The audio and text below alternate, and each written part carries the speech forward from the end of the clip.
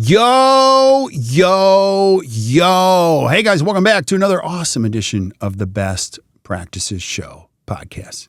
You know, retention is an important piece of your dental practice. It's important because you got to keep the schedule full with the right type of people. You can also keep your active patient count high, and you can really communicate better with awesome patients. Your thought might be, how do I do that? I got to revolutionize our retention around here. Well, today we're going to show you exactly how to do that with an amazing coach.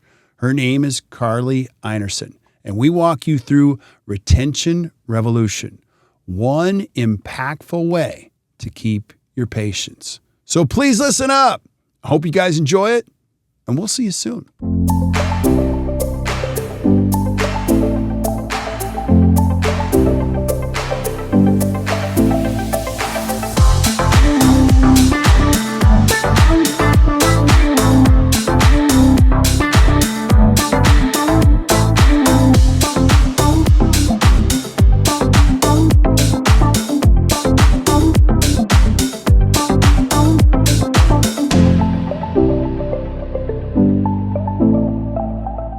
Hey guys, welcome back to the Best Practices Show podcast. And our jam around here is to bring great information from some of the greatest thinkers, leaders, teachers, coaches ever to help you improve your practice and your life. And we're going to do exactly that today with an amazing coach.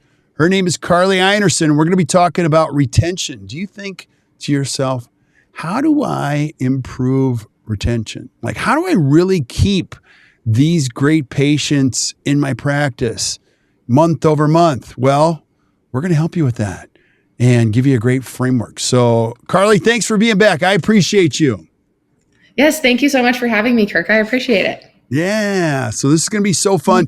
And if you don't know already and you've been listening to the podcast, what we do is we're coaches. So we coach great dental practices all over the country that aren't necessarily broken. They're actually really good practices. They're just kind of stuck.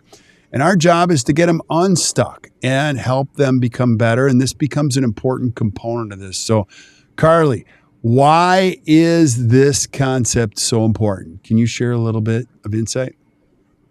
Yeah, absolutely. So, of course, we always want as dental professionals to keep our schedule full, right? And whenever we have holes in the schedule, most of my clients are always like, Carlie, I have holes in my schedule. I'm really stressed. What do I do? So, when that happens, of course, we want to keep our chairs full because we can then produce. And if we can't produce and our chairs aren't full, then, money's going out the back door in a sense, right? So having that patient retention is really critical to keep our schedules full and profitable, and we want to maximize that capacity. So. Yeah, absolutely. So well said. And, you know this, if you're a team member, listen to this, you can see the vein in the dentist's neck come out when there's an empty chair, because what you may or may not know is that an empty chair isn't no profit, it's negative profit. So we've built all these resources, and sometimes people overbuild and all that happens in dentistry. But even if you do it right or do it wrong, you still need chairs to be full. And they got to be full with the right type of people. We talk about capacity all the time, but when you have the right people in your chairs, day over day, you can just look at the schedule or look at the day sheet at the end of the day and go, wow, that was a good day. So, and you also can go ahead. I want to hear you have. Sorry, I was going to say, it's so funny. I was just on a coaching call this morning with one of my clients, and we were talking about the schedule. And he was like, sometimes my team members come up to me and they're like, I know you're going to have a rough day. I was just trying to get the schedule full with anything I could get it full with. I just put anything in. And I was like, Yeah. So just like you said. Yeah. Trying to get it full with the right people at the right times. Totally. And then huge. I always have this visual, and I think it was Catherine Eitel who said it, is like when you have one of those days and the schedule just blows up, you just grab all this mud from the bottom of the river and you just start slapping it in the schedule. Now, the first time I heard that, I laughed out loud, because that's what a lot of people do, is they're like, he or she's going to freak out, so I'm going to just take this mud and start slap it in the schedule. And we don't want you to do that. So that's an important reason you need to keep this very healthy. The other thing is active patient count. We need that to be healthy and not just to plug the leaky bucket. Can you share a couple thoughts on that, Carlie? Yeah, absolutely. I think every office does have attrition. It is very normal, right? People move away, we lose patients, people become inactive due to the lack of commitment for their dental care. They don't care about as much. It's a normal thing for every practice. And continuously putting water in the bucket with water coming out the bottom or the side is way harder. We're using more resources, more time, more energy to keep filling the bucket instead of plugging the hole and keeping what we have already in the bucket retained. So it does balance the growth of the practice, and most of the time it then is easier once we plug those holes to then still add water and have little people fall through the cracks. Yeah, and if you're listening to the podcast, I don't want to stress you out, but I kind of want to stress you out a little bit. Go to the office on the next day that you work and just look up one number. It's called inactive patients, so unscheduled inactive patients. And a lot of great practices will find 700, 800, 900 of those patients. Now, what that means is you actually have active patients that aren't tethered to the practice with an appointment. And that becomes an incredible opportunity. And even if it is 900, go to 800, then go to 700, then go to 600 and watch your practice grow. Again, you just want to keep it healthy. The other thing that happens with retention and why you want to keep it high is that you're going to create this continuity with patient communication. Tell us about that, Carlie. So when we own our responsibility to take care of our patients, they respect us and trust us more. And we have, that stronger patient practice relationship. So it's encouraging patients to stay loyal, and it encourages them to make future appointments and have them come in the door. That relationship and that communication, as it continues, it's easier to get them in the door. Because think about life. We get really busy with birthdays, work, anniversaries, travel, X, Y, and Z, and we're not necessarily always thinking about our dental appointment.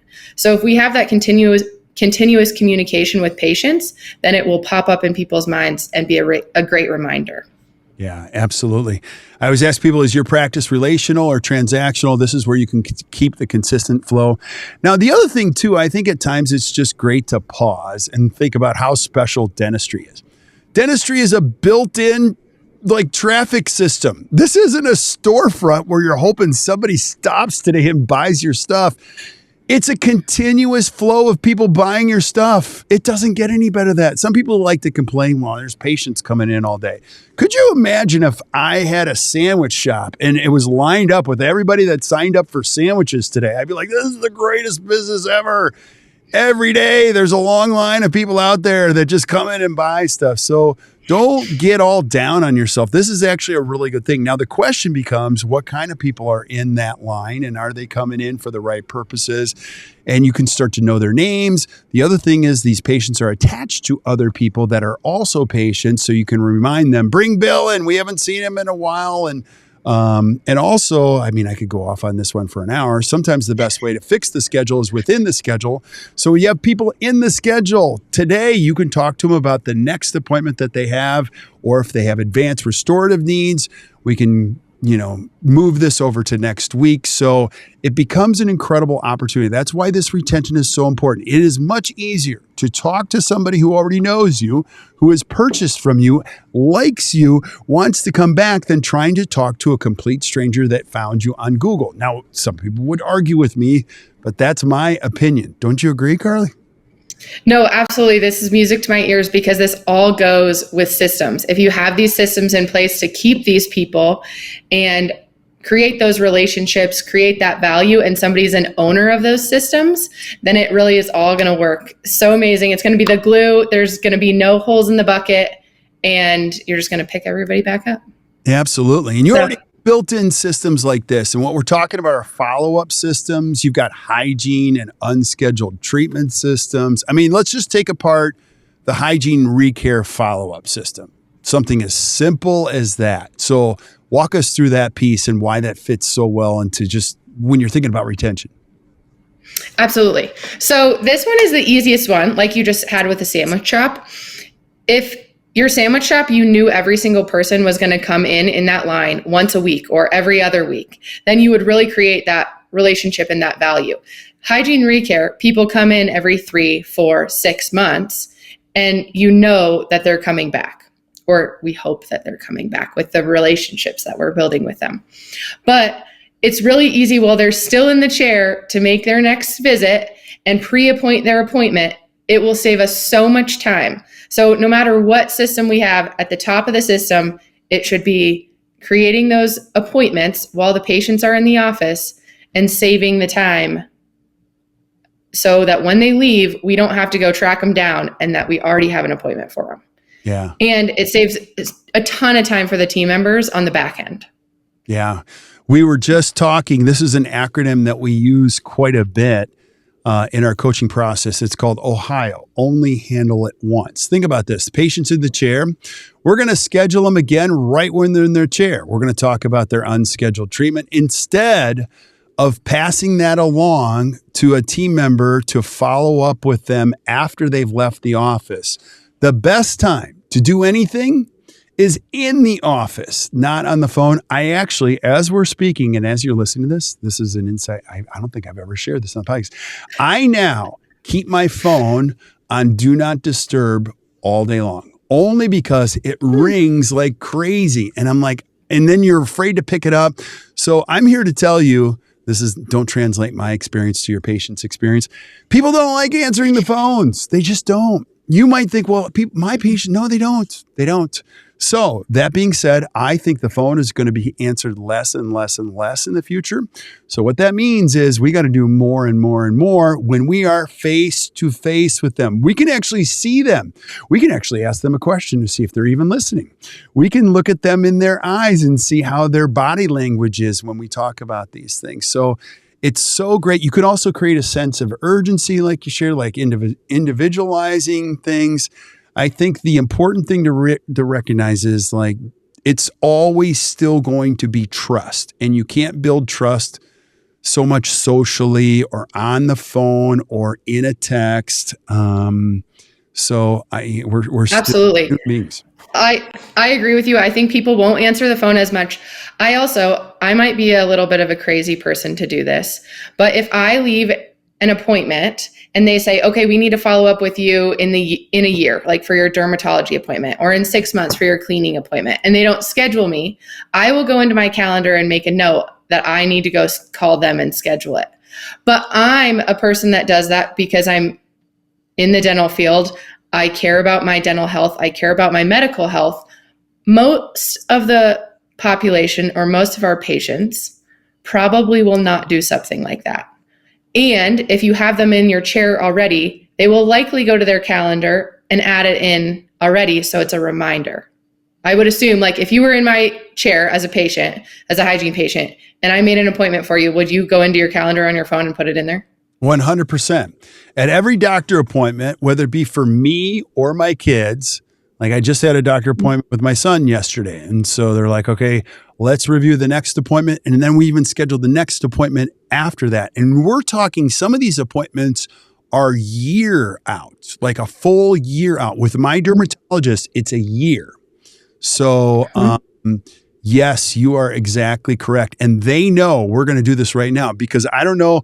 Let's talk about dermatology for a second. I don't know if you've ever tried this, but try to cancel a dermatology appointment once and then reschedule it. It's going to be a good 4 to 6 months after that intended appointment. That's how busy and how little providers we have on that side of things. So that's a whole different, area. I got us into a rabbit hole. I know a little bit. No. I specialize in rabbit holes. So this is so cool. I'll get us out of here eventually. And ultimately, like one of the most important things about your dental practice that makes it so cool is you create this consistency. And the consistency, it becomes confident, it becomes repetitive in a good way. It builds on processes. This is where you can actually start to see more output with less work. You're like, wow, why are these patients coming back? Because we consistently, make promises, keep them, get to know them. And that's why this has got to be built into your practice. And so it just makes it so much easy. Now, the other thing, absolutely.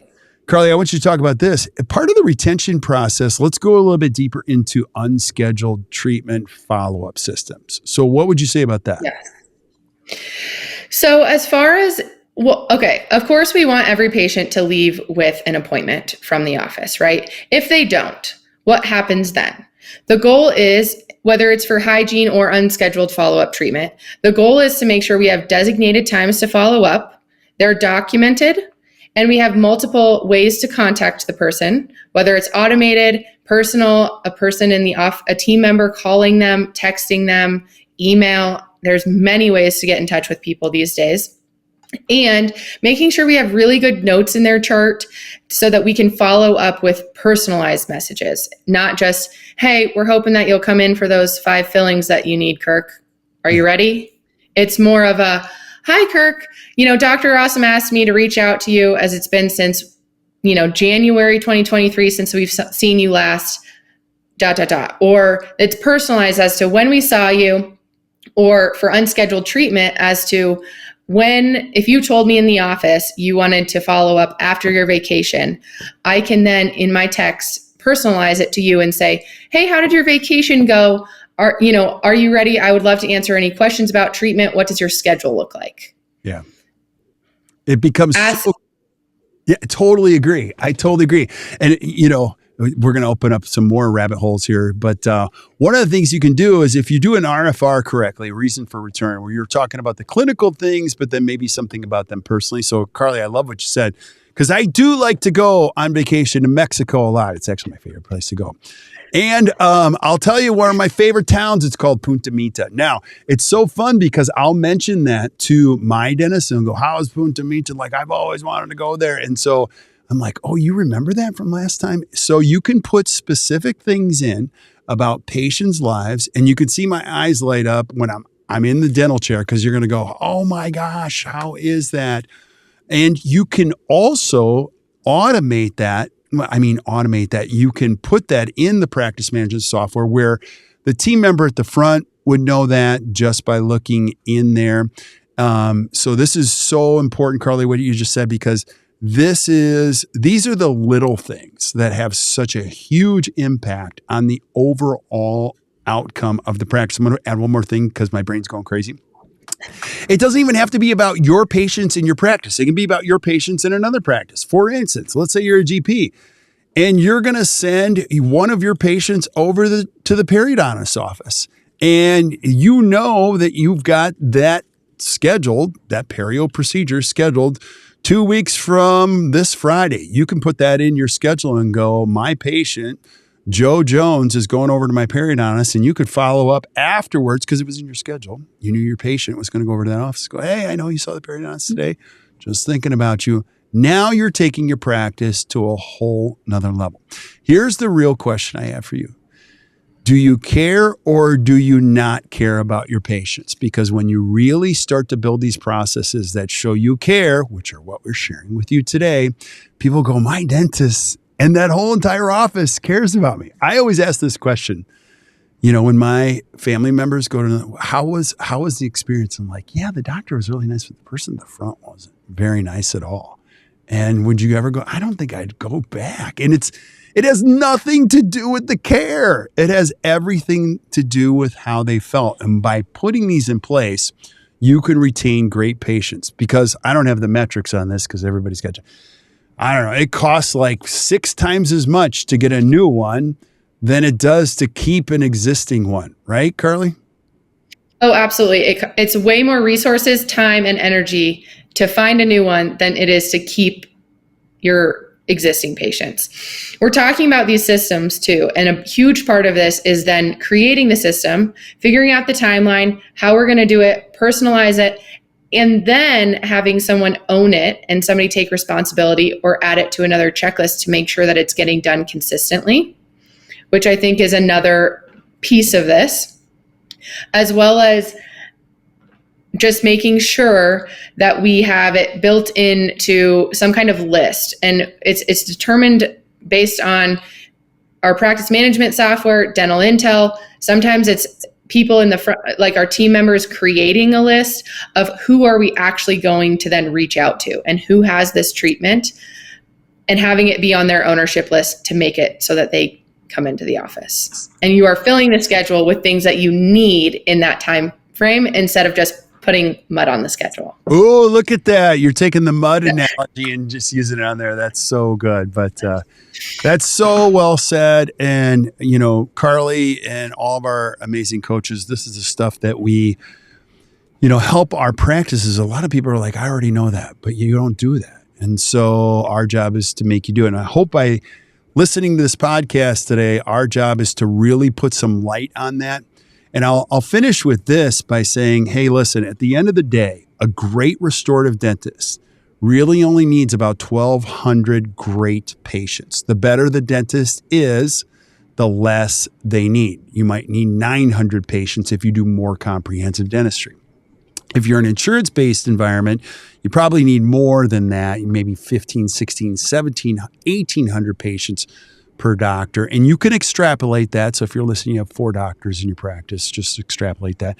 And a great hygienist, and generally speaking, only needs about 750 patients if you're going to see them twice a year.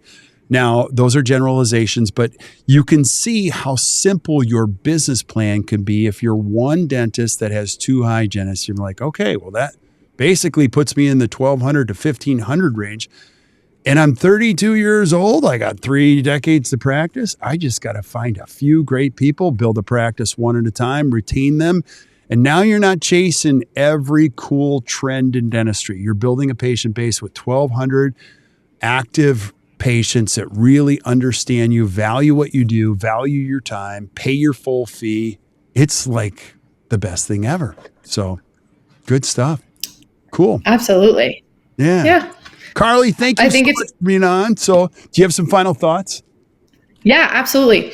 So of course, unscheduled treatment and unscheduled hygiene, you can use the same type of systems for unscheduled new patients or, you know, anyone throughout the office. You can make systems for any unscheduled patient in general. Making sure that your practice management software or dental intel has some accurate recall follow-up. We're putting good descriptive notes in there to make it personable, and implementing these systems, having an owner so that we have accountability and we're actually putting this into play and having it show up in the practice. Yeah, I love it. Great job, Carlie. Thank you so much for being on today. Absolutely. Thank you so much for having me. I appreciate it. All such wonderful information for everyone. And I think it can really transform people's practices. Absolutely. Absolutely. We're going to keep bringing it. So I hope you guys are enjoying the podcast. We're going to keep bringing it. We love this stuff. We're geeks about this stuff. This is all we do is help practices put better processes in to become more aligned, smart, and healthy, and build better practices and better lives. So if you're struggling with any of that, you're struggling with like, how do I create a hygiene recare system? I've got a great tool for you. Or how do I even build an unscheduled treatment plan follow-up system? So any of those things, I'll give you somebody's email address. Her name is Gina, Gina. She's like our personal concierge around here. She'll set you up and hook you up with some good tools, some good systems. And if you're struggling, you can come hang out with us at either To the Top Study Club. Check out any of those. But at the very least, keep showing up for the podcast because we're going to keep bringing it. I also love all the suggestions. About every single week, I get a handful of suggestions. Hey, can you cover this? And we're lining them up now, and we're going to keep bringing it. So until you hear from us next time, or we see you next time, keep watching or keep listening to the Best Practices Show. You guys enjoy your day.